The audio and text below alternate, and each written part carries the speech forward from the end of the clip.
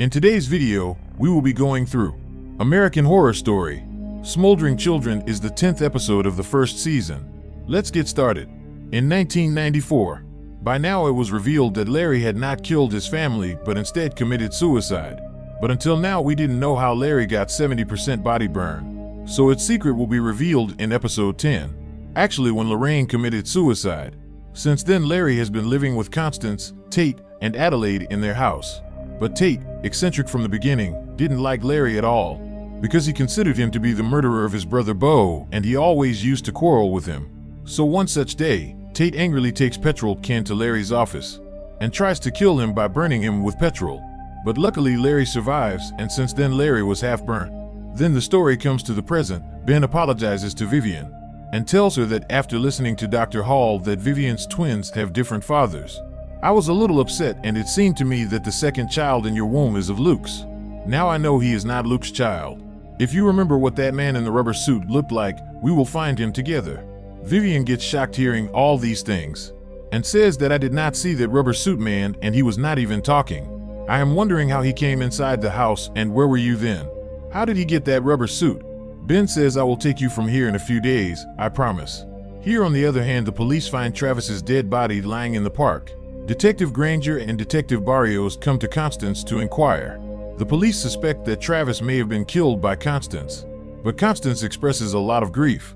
On the other hand, Peter McCormick, a truant officer for Lost, comes to Murder House because Violet does not attend school. And then he notices that there are a lot of flies in Ben's house. Ben says, it seems I have to call the exterminator. Then Ben says, I know you have come here because of Violet missing school for a few days. He says, yes, 16 consecutive days.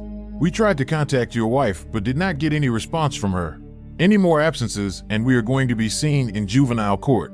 Then Ben meets Violet after the officer leaves, and tells her that he will get her admitted to a new school, because if she does not go to school, she will have to go to juvenile court.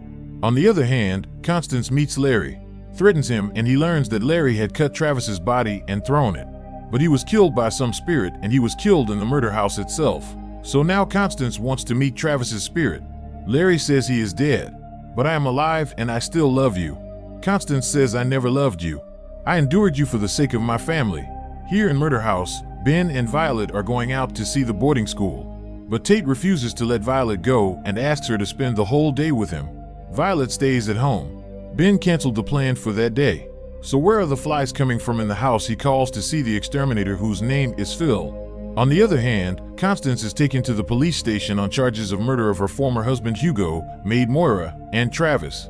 But in 1983, the police did not find the bodies of Constance's husband Hugo and maid Moira, because in the past, Constance had buried Moira's body in the backyard, and by tearing Hugo's corpse, she fed them to the dogs. And the police don't know much, that's why they let Constance go. And to see where the flies are coming from in Murder House, Phil goes to the basement where he sees a corpse lying. But Tate arrives there before he can see whose corpse it is, and Tate kills him. And now you guys also remember this corpse thing, because knowing whose corpse is, you are also going to be shocked. Larry comes into the basement to pick up Travis's clothes and some belongings, where he meets Travis, who was playing with Larry's daughters Margaret and Angela, and also takes care of them. There he also meets Lorraine, to whom Larry apologizes for his mistakes, because now he regretted that he had lost his happy family because of Constance. Another thing Tate learns is that Ben is sending Violet to a boarding school. That's why Tate tries to kill Ben by wearing a black suit. But Ben survives, but during the scuffle, he also sees Tate's face. And he comes to know that the second child in Vivian's womb is Tate's. But Ben didn't know that Tate was a ghost and thought he was alive. Tate tells Violet, I have scared your father, now we will get some time together. You commit suicide by taking sleeping pills and we will always be together. Hearing this, Violet gets very scared and shouts to her dad, but he does not see her. And she tries to run outside the house to escape from Tate. But as soon as she crosses the gate, she again suddenly comes into the house. Now the secret of how she came back into the house will be revealed now. Tate takes Violet to the place where Phil saw a dead body. And that corpse was not of anyone else but of Violet herself. Yes, friends, Violet was actually dead and she did not even know it. You guys would think that when Violet died. So you will remember that once Violet consumed many sleeping pills in depression. And Tate even tried to save her by taking her to the bathtub. So friends, actually Violet had died only because of those sleeping pills. And so far we were looking at the spirit of Violet. That is why recently Violet could not go outside the gate of the house, because now she is imprisoned in the murder house. And from now on she can go out of the house only on Halloween. Knowing all these things, Violet gets very scared. But now she had nothing in her hand. Larry, on the other hand, surrenders himself to murder Constance's boyfriend Travis, so that the police do not suspect Constance, and yet Constance did not care about Larry at all, and she was only using Larry. Episode 10 ends here. If you like the explanation, please subscribe and share with your friends. Thanks for watching.